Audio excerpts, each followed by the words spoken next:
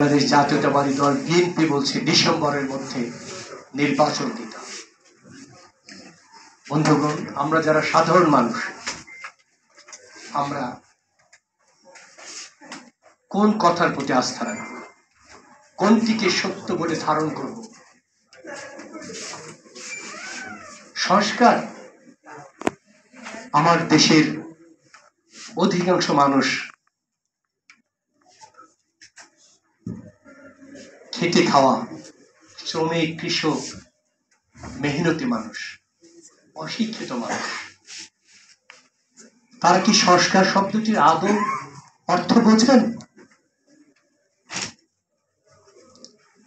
আমি 70-এর দশকে একটি কবিতা লিখেছিলাম, আমাদের অশিক্ষিত নেতারা সংস্কৃতি বোঝে না, বরং নির্বাচন ভালো বোঝে। কথাটি আমি প্রতীক অর্থে বলেছিলাম। সেই কবিতা লেখার 47 বছর পরেও আজকে কি আমরা বলতে পারি যে আমাদের রাজনীতি একটি সংস্কৃতি বুঝমান রাজনীতি হয়েছে? সাধারণ মানুষের জনবান্ধব একটি রাষ্ট্র প্রতিষ্ঠা হয়েছে। স্বাধীনতার 55 বছর আমাদের মহান মুক্তিযুদ্ধের ঘোষণা ছিল সাম্য, মানবিক মর্যাদা, সামাজিক সুবিচার। আমরা কেউ বুকে হাত দিয়ে বলতে পারি যে মুক্তিযুদ্ধের সেই ঘোষণা এদেশের যারা দেশ শাসন করেছেন তারা প্রতিষ্ঠা করেছে? নির্বাচনের আগে তারা অনেক প্রতিশ্রুতি দেন, তাদের ম্যানিফেস্টোতে, নির্বাচনী ইশতেহারে যে সমস্ত ঘোষণা থাকে, তারা ক্ষমতায় যাওয়ার পরে সেটি ভুলে যান।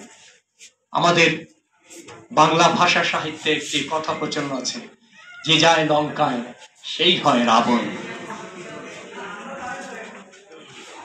আজকে আমাদের সম্মানীয় নেতা, প্রধান অতিথি আমির খসরু চৌধুরী সাহেব আছেন, বাংলাদেশের বৃহৎ রাজনৈতিক দলনেতা।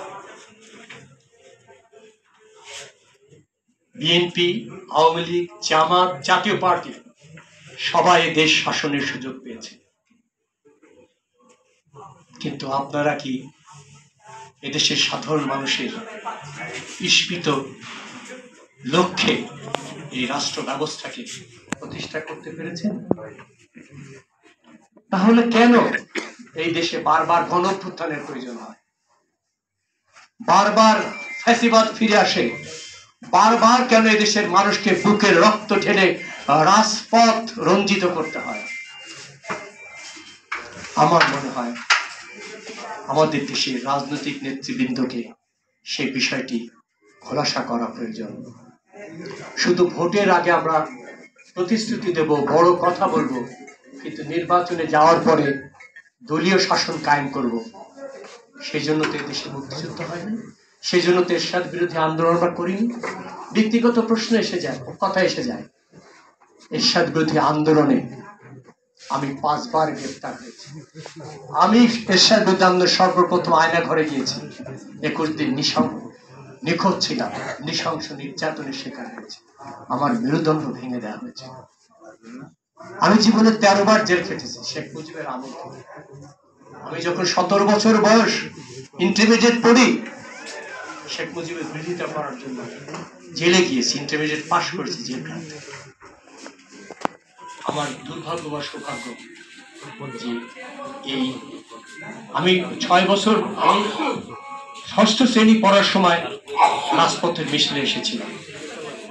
আমি 69-এর গণঅভ্যুত্থানে অংশ নিয়েছি, 71-এর মুক্তিযুদ্ধে অংশ নিয়েছি, স্বাধীনতার সমস্ত আন্দোলন সংগ্রামের সাথে থেকেছি, ঈশ্বর বিরোধী আন্দোলন করেছি। আমার সৌভাগ্য হয়েছে যে এবারে এই ছাত্র জনতার গণঅভ্যুত্থানে আমার অংশ নেওয়ার সুযোগ হয়েছে।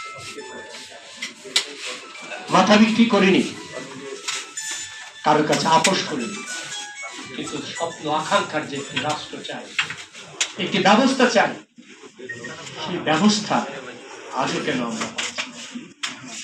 আজকে এই যে অন্তর্বর্তীকালীন সরকার যে আমাদের আন্দোলন সংগ্রামে প্রতিষ্ঠিত হলো, আজকে তার সাথে এই ব্যবধান কেন? ওনার তো কথা ছিল যে উনি দ্রুত নির্বাচন দেবেন, নির্বাচন দিয়ে জনপ্রতিনিধির হাতে ক্ষমতা হস্তান্তর করবেন। সেটা না হওয়ার জন্যই আজকে এই বিভেদ তৈরি হয়েছে।